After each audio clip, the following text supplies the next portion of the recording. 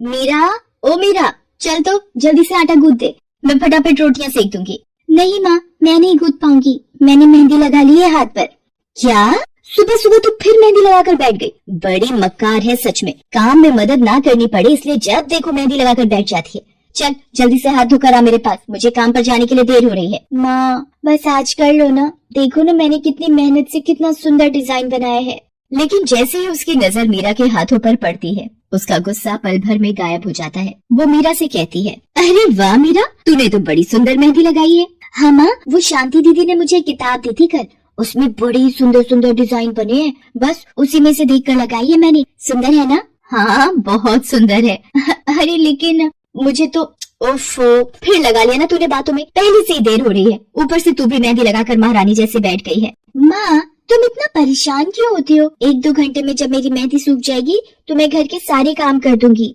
मीरा की बात मानकर कावेरी काम पर चली जाती है। वो एक बड़ी सोसाइटी के घरों में काम करती थी और इसी काम से कावेरी और मीरा का गुजारा चलता था। कावेरी के पति की कई साल पहले एक सड़क हादसे में मौत हो गई थी। तब से कावेरी पर ही सारी जिम्मेदारी थी। मीरा भी घर के कामों में उसका पूरा हाथ बटाती थी। मीरा को मेहंदी लगाना बहुत पसंद था। उसने अपने घर के पीछे मेहंदी के कई सारे पौधे लगा रखे थे, जिनका वो बहुत ख्याल रखती थी। वो अपने हाथों से मेहंदी के पत्तों को पीसकर अपने हाथों में लगाने के लिए तैयार करती थी। फिर एक दिन, मीरा हमें इस जगह पर थोड़ी मोड़ी खेती कर लेनी चाहिए, ये मेहंदी के पौधों से कुछ कमाई थोड़ी ही हो रही है, खेती कर लेंगे तो कुछ पैसे ही बन जाएंगे। नहीं माँ, मेरे मेहंदी के पौधों को हाथ भी मत लगाना, बाजार से मेहंदी खरीदने के तो पैसे है नहीं हमारे पास, अब इन्हें तो रहने दो। ये कहते हुए मीरा की आंखों में आंसू थे। कावेरी उसके सिर पर हाथ रखते हुए कहती है, मीरा मैं जानती हूँ तुझे मेहंदी लगाना बहुत अच्छा लगता है, लेकिन बेटा अपनी हालत तो तुझे पता ही है ना, मैं कितनी मुश्किल से। माँ सब समझती हूँ मैं, जाओ कर लो जो करना है। इतना कहकर मीरा रोते हुए वहाँ से चली जाती है। कावेरी को उसके लिए बुरा लग रहा था। वो मीरा की मेहंदी के पौधों को कुछ नहीं करती।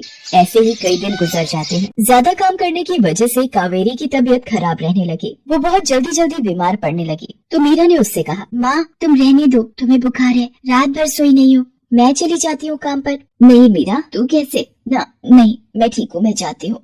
कावेरी जैसे ही उठकर चलने की कोशिश करती है, अचानक उसे चक्कर आ जाता है। मीरा उसे सहारा देकर बिस्तर पर लिटा देती है और उससे कहती है, बस माँ अब तुम आराम करोगी और काम पर अब से मैं जाऊंगी। कावेरी घर पर रहकर आराम तो कर रही थी, लेकिन वास्तव में उसे अच्छे इलाज की भी जरूरत थी, जिसके लिए पैसे थे नहीं। दूसरी तरफ अब हर रोज मीरा काम पर जाती और लौटकर घर के भी सारे काम उसे ही करने पड़ते थे। इस सब में उसे मेहंदी लगाने का बिल्कुल भी वक्त नहीं मिल पाता था।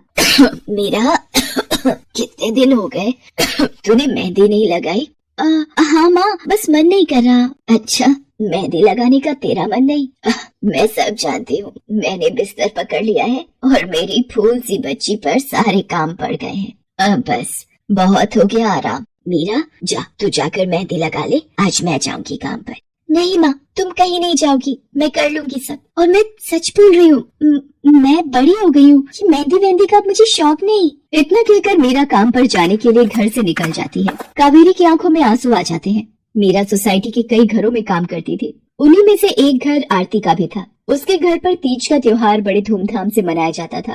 तीज की तैयारियों में मीरा भी मदद कर रही थी। इसी बीच, अरे ऐसे कैसे? मैंने सारे रिश्तेदारों को बुला लिया है, मेरी सारी फ्रेंड्स भी आने वाली हैं। मैं क्या कहूँगी उन्हें? फोन पर काफी देर बहस करने के बाद आरती फोन रख देती है। उन्हें उदास देखकर मीरा उससे पूछती है, क्या हुआ मैडम जी, आप कुछ परेशान लग रहे हो? हाँ मीरा, बड़ी मुसीबत हो गई। कल तीज का फंक्शन है, मैंने सबको मेहंदी लगवाने के लिए यहीं बुला लिया है और आखिरी मौके पर ये पार्लर वाली धोखा दे गई। कह रही है कल नहीं आ पाएगी। अब क्या होगा? इतनी जल्दी कौन तैयार होगा सबको मेहंदी लगाने के लिए? मैडम जी, वैसे मैं भी ठीक ठाक मेहंदी लगा लेती हूँ। अरे हाँ, कावेरी ने मुझे बताया तो था एक बार कि तुझे मेहंदी लगाने का बहुत शौक है। वैसे मुझे तो कोई परेशानी नहीं है, तू देख ले बेटा, बहुत सारे हाथ लगाने होंगे और मेहंदी बढ़िया लगनी चाहिए सबके। आप बिल्कुल चिंता मत करिए मैडम जी, मैं सब अच्छे से करूँगी। बहुत दिनों बाद मीरा के चेहरे पर खुशी थी। उसने घर पहुंचते ही मेहंदी के खूब सारे पत्ते तोड़कर पत्थर पर पीसना शुरू कर दिया। ये देखकर कावेरी ने मीरा से कहा, अरे मीरा, शाम हो गई है, अब मेहंदी मत लगा, मौसम भी ठंडा है बेटा। ये मेहंदी मैं अपने लिए नहीं पीस रही माँ, वो 5वें फ्लोर वाली मैडम जी है ना, कल उनके यहाँ लगानी है। अच्छा बेटा, पर ध्यान से बेटा, वो बड़े लोग हैं, कोई गलती ना हो जाए। माँ तुम बिल्कुल चिंता मत करो, मेहंदी लगाने में मुझसे कभी कोई गलती हो ही नहीं सकती। मीरा खूब सारी मेहंदी तैयार करके अगले दिन आरती के घर पहुंच जाती है। वो अपनी मेहंदी को कोन में भरने लगती है कि तभी आरती की एक फ्रेंड आरती से, आरती ये किसे बुला लिया तुमने? मैंने जिस पार्लर का नंबर दिया था तुम्हें, उससे बात नहीं हुई क्या? हुई तो थी, लेकिन उसने आखिरी वक्त पर मना कर दिया। तुम बिल्कुल चिंता मत करो, ये मीरा है, मेरी हाउसमेड है ना कावेरी, ये उसी की बेटी है। बहुत अच्छी मेहंदी लगाती है ये। ओफो आरती, तुम भी ना, पार्लर की बात अलग होती है, उन लोग का मटेरियल ब्रांडेड होता है, मेहंदी के रचने की गारंटी मिलती है वहाँ से। और इसकी मेहंदी तो मुझे कुछ समझ नहीं आ रही, इस पर तो कोई लेबल तक नहीं है, अगर कुछ गलत रिएक्शन हो गया हाथों पर तो।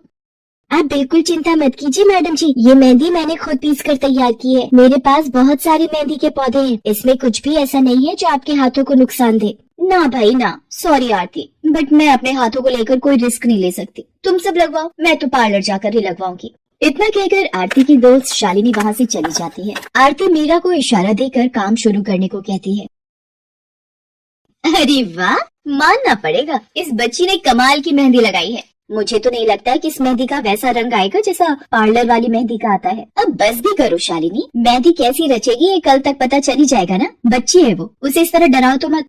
अरे मुझे क्या, मेरे हाथ कौन सा खराब होने वाले हैं, तुम ही लोग लगवाओ और तुम ही भुगतना। शालिनी गुस्से में वहाँ से चली जाती है। उसे पूरा यकीन था कि मीरा की मेहंदी रचेगी नहीं, साथ ही हाथों पर उसका गलत रिएक्शन भी हो सकता है, लेकिन जो हुआ वो इससे बिल्कुल अलग था। अगले दिन मीरा के घर पर। अरे मैडम जी, आप यहाँ? आपने तो आज काम पर आने के लिए मना किया था ना, मैं इसीलिए नहीं आई। हाँ हाँ, कल तुम कितना थक गई थी, इसीलिए मैंने आने को मना किया। मैं यहाँ तुम्हें काम पर बुलाने नहीं बल्कि किसी और काम से आई हूँ। अंदर नहीं बुलाओगी? अरे माफ कीजिएगा मैडम जी, आइए अंदर आइए। आरती को देखकर कावेरी भी बिस्तर से उठकर खड़ी हो जाती है। आरती के साथ उसकी दोस्त शालिनी भी थी। मीरा उन दोनों को पानी देते हुए कहती है, ये लीजिए मैडम जी, मेहंदी तो ठीक से रची ना मैडम जी? ये तुम्हें मैं नहीं शालिनी बताएगी। फिर शालिनी अपने हाथ मीरा की तरफ बढ़ा देती है। उसके हाथों पर कई जगह छाले पड़े हुए थे। ये देखकर मीरा उससे कहती है, अरे ये क्या हुआ मैडम जी? मैंने तुमसे मेहंदी नहीं लगवाई, उल्टा तुम्हारा अपमान करती रही, उसी की सजा मिली है मुझे। मैंने सबसे महंगे वाले पार्लर में जाकर मेहंदी लगवाई। मैंने उनसे जोर देकर कहा कि मेहंदी का रंग बहुत बढ़िया आना चाहिए।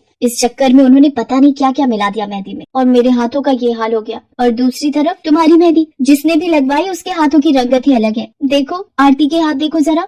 आरती ने अपने हाथ आगे बढ़ा दिए, जिन पर मीरा के हाथों से लगी मेहंदी का बहुत ही अच्छा रंग चढ़ा था। फिर आरती कावेरी के पास जाकर उससे बोली, बस कावेरी, ये झाड़ू पोछा और बर्तन बहुत करवा लिए तुमने मीरा से, ये अब वो करेगी जो इसे करना चाहिए। जी क्या मतलब मैडम जी?